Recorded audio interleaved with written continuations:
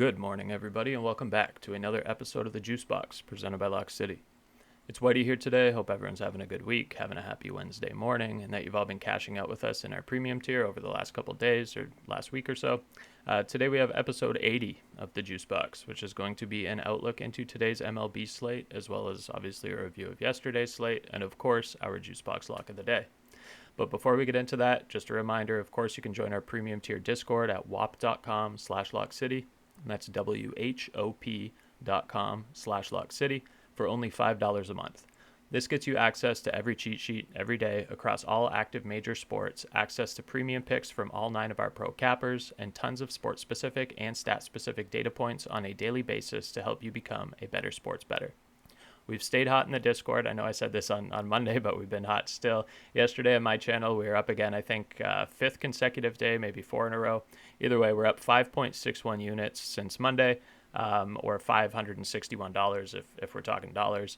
The noteworthy hit on my side of things yesterday was a Yankees, Dodgers, and Tigers moneyline parlay. It brought home $984 or 9.84 units. In terms of profit, it was 6.84 units. It was a 3-unit play. We also had a nasty WNBA slip that would have paid $800. It was 1 unit for 8 units. All of the player props hit, but we got screwed on the Fever money line. They were down big. They ended up bringing it back, took the lead momentarily, but ultimately they missed a free throw down the stretch that would have forced overtime, and they ended up losing 91-90, so that one stung a little bit. And then over on the soccer side of things, we saw Lenny and Bobby stay incredibly hot. There were a couple of big Saudi League cashes. Bobby cashed us out on a Steve Bergwijn anytime goal scorer. Our guy Claw took care of us on MLB pitcher props. And of course, we had Trey covering our MLB first pitch props, as he does every day. So our max play of the day is now 13-7, up $1,538 or 15.38 units for you $100 bettors. Our JuiceBox Lock also cashed. Claw took the Brewers on the money line yesterday. They brought it home with a win over the Orioles. So we're now up 19.75 units or $1,975 on the JuiceBox Locks since we started on the podcast. And that improved us to 28, 22, and 1 overall. Significantly, though, we are now 7-1-1 in our last 9 JuiceBox Locks, so the pressure's on me to keep it hot today. I could probably go on recapping the rest of the cord here, but again, I'll wrap this up by saying we do daily picks from our capper team. We have daily projections for all active major sports. And of course, we have our Lock City cheat sheets that we're running daily for a ton of different sports and prop markets. You can get better results by only paying 16 cents a day. That's $5 a month at whop.com/LockCity. That's WHOP.com/LockCity.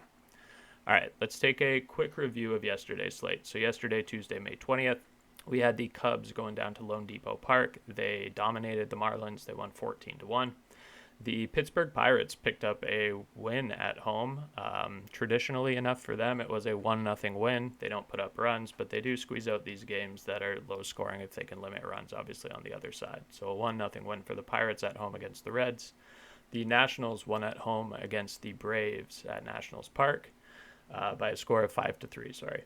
The Boston Red Sox at home took down the Mets 2-0 at Fenway. The Tampa Bay Rays at home at Steinbrenner Field took down the Astros by a score of 3-2. The Yankees, which were part of our parlay there, won at Yankee Stadium over the Rangers 5-2. The Toronto Blue Jays won at home over the Padres by a score of 3-0 at Rogers Center. Chris Bassett picked up the win there. The Milwaukee Brewers, which of course was our JuiceBox Lock of the day yesterday, cashed. They beat the Orioles 5-2 at home at American Family Field. The Chicago White Sox beat the Mariners 1-0. So that was a little bit surprising. I didn't touch the Mariners yesterday, but always surprising when the White Sox get a win. Our Tigers took down the Cardinals by a score of 5-4 on the road at Busch Stadium in St. Louis. This was incredibly sketchy. They were up 4-0. St. Louis clawed back, tied it up 4-4. Looked like St. Louis was going to take the lead. I think it was bottom of the 8th, bottom of the 7th, somewhere there.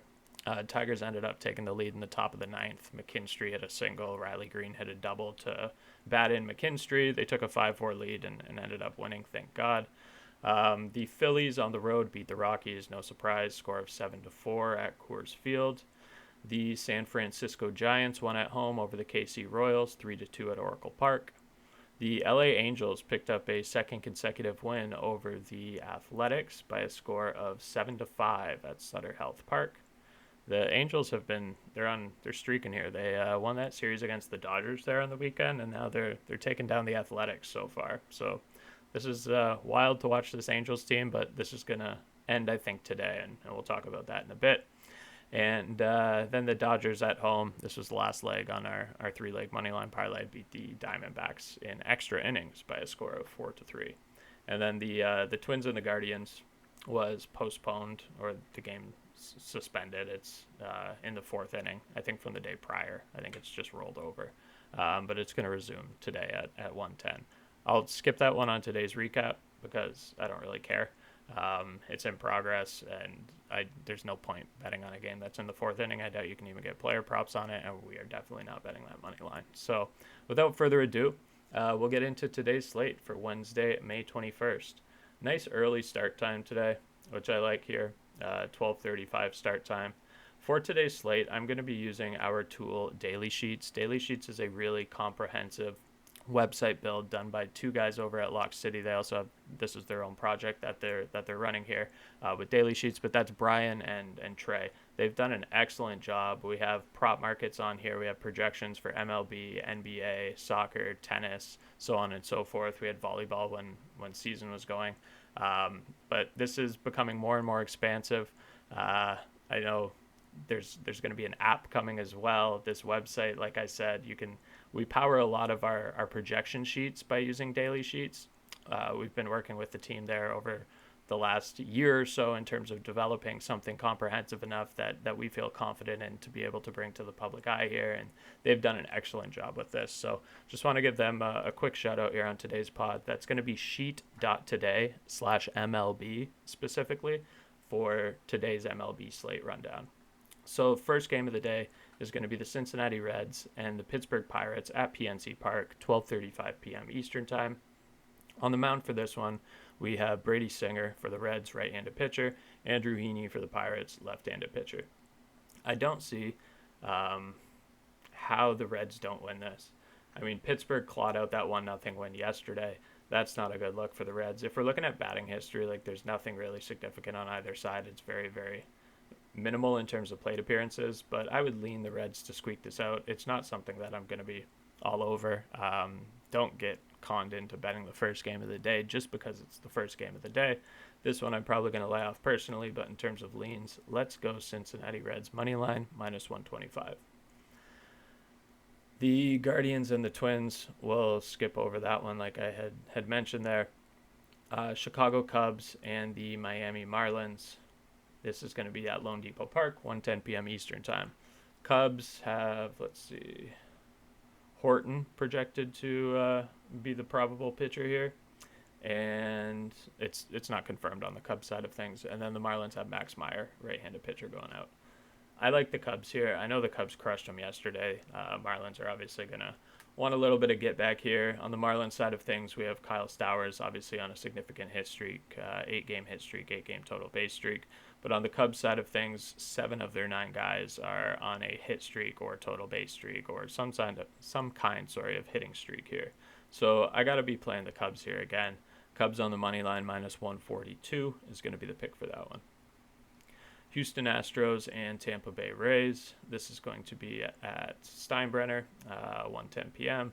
I really like Houston on this one. This is something I considered for the max play of the day. The first 5 ended up making our MLB best bet sheet for today.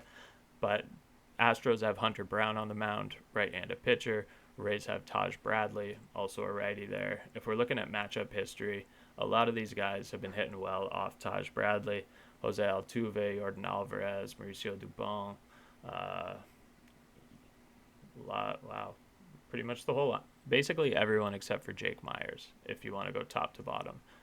Chas McCormick, Christian Walker, everybody's hitting well off Taj Bradley. So Houston first 5 money line I really like. It's probably around -150 if I remember correctly. But Houston first 5 -0.5, so you need Houston to lead by a run after the first 5 innings, I think is a better bet. You're going to get a lot more value on that, closer to even money, and I like that a lot more than Houston on the run line. So if we're comparing apples to apples for even money, Houston on the run line for the game is about even, but then you can take Houston over the first 5 with a significant pitching advantage and a significant batter matchup advantage for about the same odds. So I really like that. You're putting all of your faith in Hunter Brown, which I think is fine. I like Houston first 5 minus 0.5 or minus money line if you want to be a little bit, or money line if you want to be a little bit safer, the 2-way. Then you get a void on the push. Next one's going to be the Orioles and the Brewers at American Family Field. The Orioles have Tomoyuki Sugano and the Brewers have Chad Patrick. I don't remember if it was Claw or Trey that said this on one of our first MLB pods, but never trust a guy with 2 first names. Chad Patrick. I don't feel good about him. I also don't necessarily feel good about Sugano. I think this one is going to be an over 8.5 for me. I didn't put this one on the MLB best bets. Maybe I'll slide it in actually before we squeak it out because this looks better the more that I look at it. If we're looking at matchup history, on the Brewers side of things, it's a little bit more, so there's no matchup history like pitcher to batter, but if we're looking at the batter history, like trends over the last couple of games, we have a lot of guys in the red for the Brewers here. Most of this Orioles lineup is actually in green, which is a good sign for the Orioles.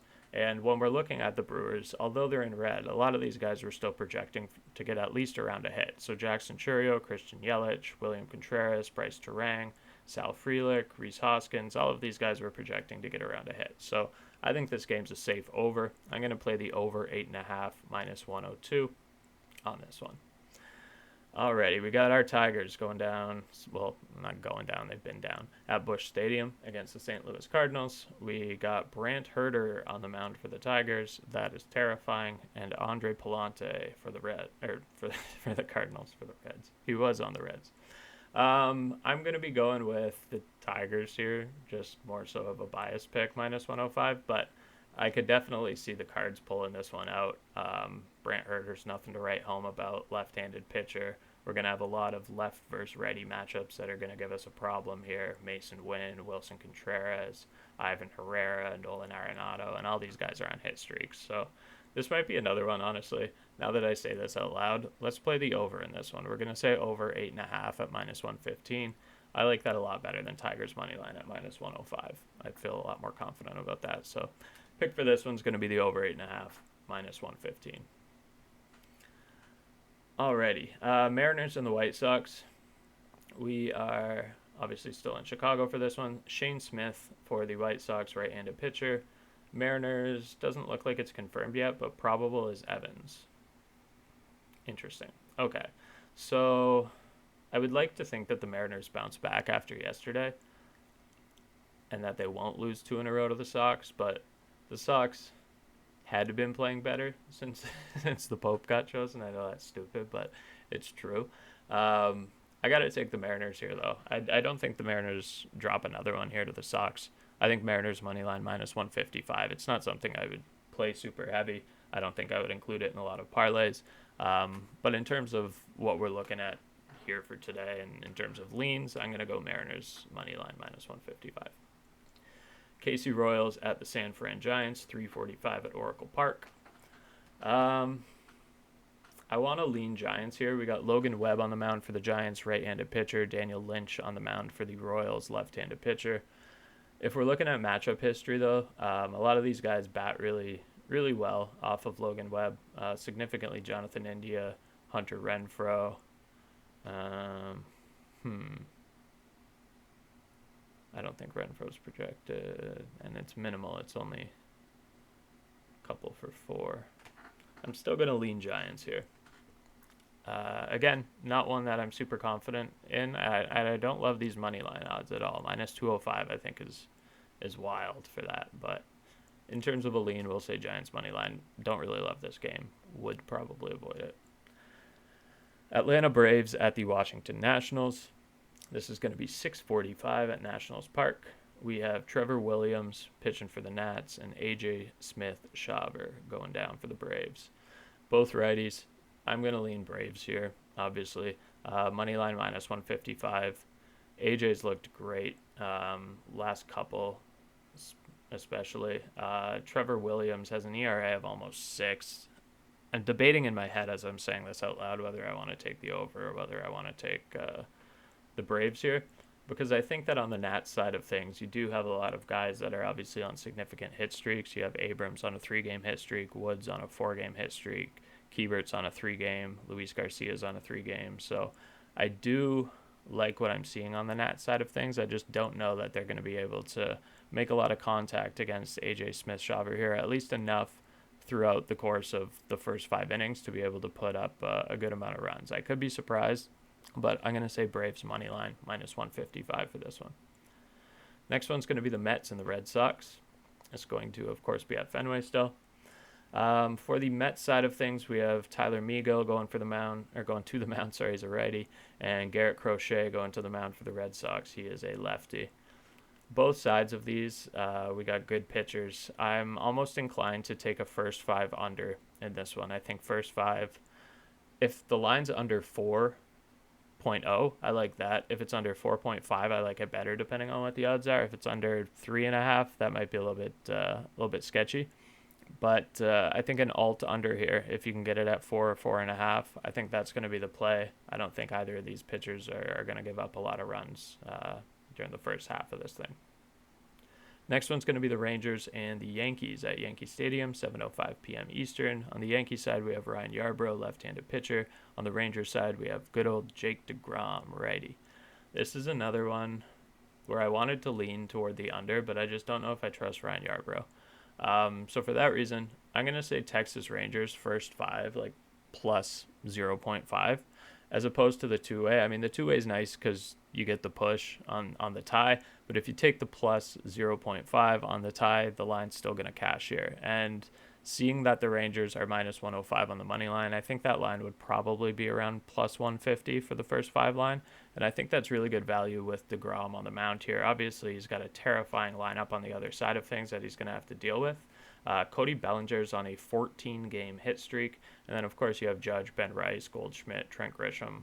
A lot of these guys have the ability to do a lot of damage here. But I'm still going to lean Texas first 5 plus 0.5. So if it's tied after that, the first 5 there, if DeGrom gives up a couple runs, but the Rangers are able to knock a couple in off Yarbrough, we're still okay. So that's going to be my lean for this one.